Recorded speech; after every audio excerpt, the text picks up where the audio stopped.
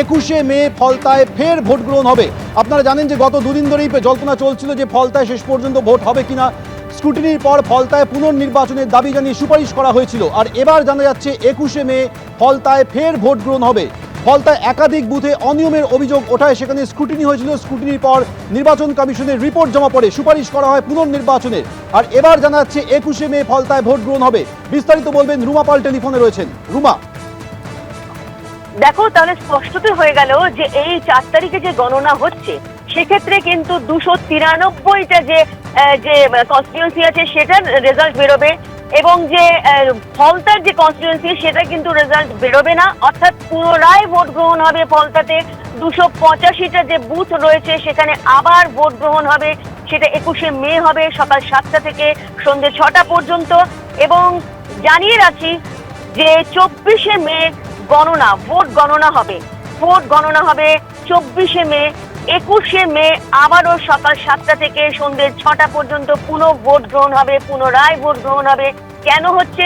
যেখানে নির্বাচন কমিশন বলছে যে এই ফলতা বিধানসভা কেন্দ্রে বহু সংখ্যক ভোট কেন্দ্রে দেখা গেছে গুরুতর নির্বাচন সংক্রান্ত অপরাধ তারা বলছে, এবং সেক্ষেত্রে বলা হচ্ছে যে গণতান্ত্রিক প্রক্রিয়া ব্যাহত হয়েছে।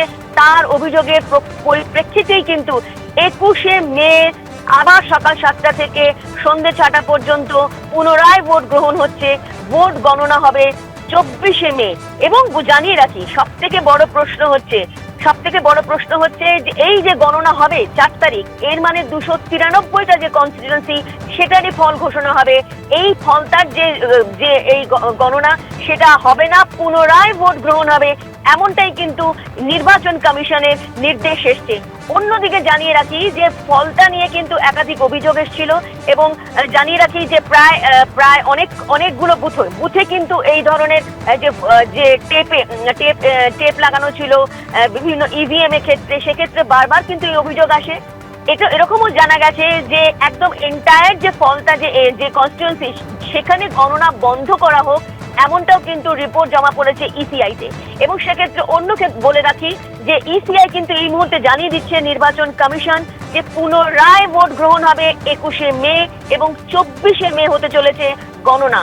অর্থাৎ 4 তারিখে যেটা গণনা হওয়ার কথা ছিল সেখানে 293টার ফলাফল আসবে, এবং ফলতা কেন্দ্রে 285টা কেন্দ্রের যে বুথে যে ভোট গ্রহণ সেটা পুনরায় ভোট গ্রহণ হবে, ফ্রেশ পোল হবে, এবং ভোট গ্রহণ হবে 21শে মে, এবং গণনা হবে 24শে মে।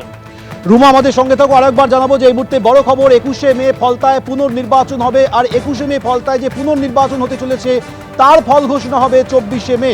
অর্থাৎ সোমবার 4 মে যে বিধানসভা নির্বাচনে ফল ঘোষণা হতে চলেছে সেখানে 293টি বিধানসভা কেন্দ্রের ভিত্তিতে ফল ঘোষণা হবে। একটি বিধানসভা কেন্দ্র ফলতা, যেখানে একাধিক বুথে অনিয়মের অভিযোগ উঠেছিল, সেই কারণে 293টি বিধানসভা কেন্দ্রে ফল ঘোষণা হবে আগামী সোমবার। 21শে মে ফলতায় পুনর্নির্বাচন হবে, 24শে মে গণনা হবে। এবিপি আনন্দ, এগিয়ে থাকে, এগিয়ে রাখে।